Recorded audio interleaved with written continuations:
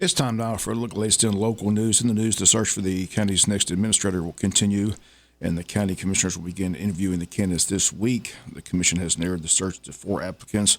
One of those is a local candidate, Paul Andrade, who currently works in the district attorney's office. Andrade, a former school board member, also ran for the office of sheriff a few years ago. He's the one local candidate in the field of 4 who will be interviewed beginning tomorrow at 1 p.m.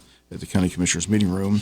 The commissioners have a called meeting. Again, they'll go to executive session and conduct the interviews. All 4 expect to be interviewed tomorrow. Still no timetable as when a new administrator will be named, but once again, the interviews begin tomorrow at 1 p.m. The county commissioners meeting room. 4 candidates will be interviewed. Again, one local candidate, Paul Andrade.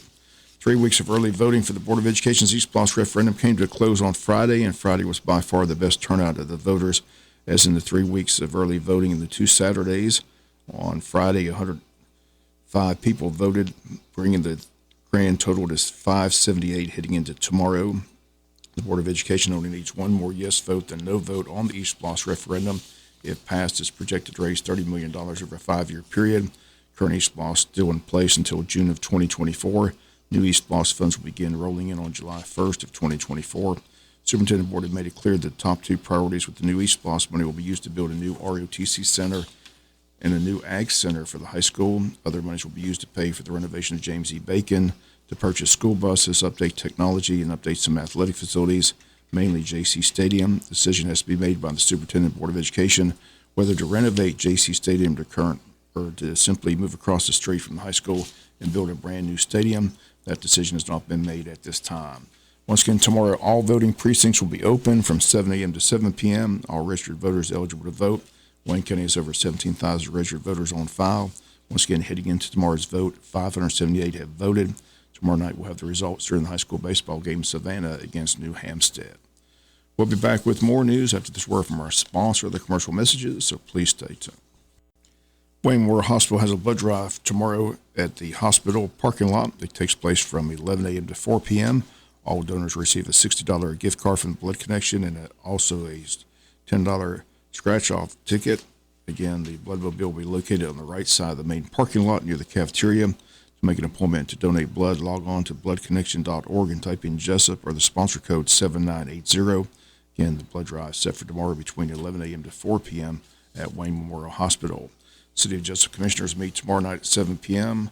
Only a few items on the agenda under new business: review of the February 2023 financial statement, discussion of utility ordinance revision, and discussion of a homeless ordinance, items with the city manager, items with commissioners, items with the mayor. City recently lost their downtown coordinator, Hallie Graham Gillespie, as she resigned from the city last week, releasing a letter which reads as follows. It says, Wayne County has been home all my life. I love the city of Jesup, the people and its merchants. It is with much thought and prayer that I've made this decision to resign from my position with the city. This is so disappointing to me as I went into this job with great expectations of working, learning, and creating new ideas to improve our businesses and commerce in Wayne County. Sadly, I've come to the realization that my goals and ideas do not match with many of those in a leadership position. I'd like to say thank you to the DDA, the downtown merchants, and several other employees I have met and worked closely with the last 4 months. No employee should ever feel threatened or disrespected for doing their job. Jesup Wayne County has many good employees that should always be treated with the respect and dignity they deserve. For our town to function wholly, we should all be on the same team. There is no I in team. Thank you to those who were. Again, signed Hallie Graham Gillespie. Once again, Gillespie was at the last city commissioners meeting giving a report on the projects and the fact that she met with the downtown merchants and planned to do so every quarter of the year. She also worked hard on the James R. Bland project. That project came in a lot less than projected, more than $10,000 worth less. She did report that downtown merchants were not in favor of an Arch Fest in downtown Jesup. One is not planned this year, and she explained that the merchants she talked to said it took away from the parking from the downtown merchants, and many of the vendors who came in to sell items were selling items that were similar to items being sold in the downtown stores, which defeated the purpose of promoting the downtown merchants. Commissioners Tim Cockfield and Pam Schuman at the meeting stated they still wanted some type of festival to remain in Jesup, suggested maybe a different venue like Cracker Williams Park, or to simply remain downtown. That has to be put on their retreat agenda, which is planned for April 4th through the 6th down on Jekyll Island. But after the meeting last Tuesday, a conversation took place between Gillespie and Commissioner Tim Cockfield, in which Gillespie says she felt her job was threatened and she felt disrespected. She says City Manager Rose Mark is also part of that conversation.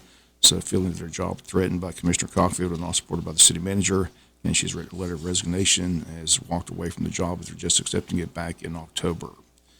We'll be back with some final news notes after this word from our sponsor, the commercial messages, so please stay tuned. Final notes and news, we'll once again be checking in with our local leaders in Atlanta as the legislative session winds down. One of the hottest debates this year is the proposal to allow trucks to carry heavier loads on Georgia roads and highways. It's House Bill 189, which would allow some commercial vehicles to carry an extra 4,000 pounds, about the weight of a mid-size SUV.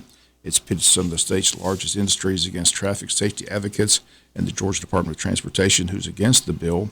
It's also split partisan loyalties with supporters and critics of the bill from both parties. Supporters say the heavier trucks would allow businesses to ship their goods more efficiently, saving money amid high inflation and a shortage of truck drivers.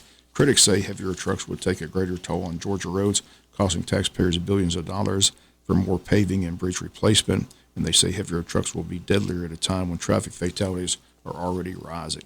Once again, this is one of the bills being debated in Atlanta at the state capitol. Altamar River Run's been postponed due to the high river level. It's rescheduled for Saturday, April 1st. River level will be monitored during this postponement to ensure the safety of the paddlers. 6th Annual Appling County Law Enforcement and First Responder Expo set for April 5th in Appling County at the Ag Center from 10 to 3. Lunch will be compliments of the Appling County Sheriff's Office, and Appling County Sheriff Mark Melton joins us on the Butch and Bob Show on the 31st of March. And a reminder again, the Wayne County Chamber of Commerce selling tickets to their 14th Annual Taste of Wayne, Thursday, April 13th from 6 to 10 p.m. at Coastal Pines Technical College. Again, tickets are $50 for members, $75 for non-members. Again, if you need a ticket, call the Chamber this week at 427-2028. And that's going to do it for latest in local news. Sports comes your way in a few minutes. Bob Morgan, have a great day.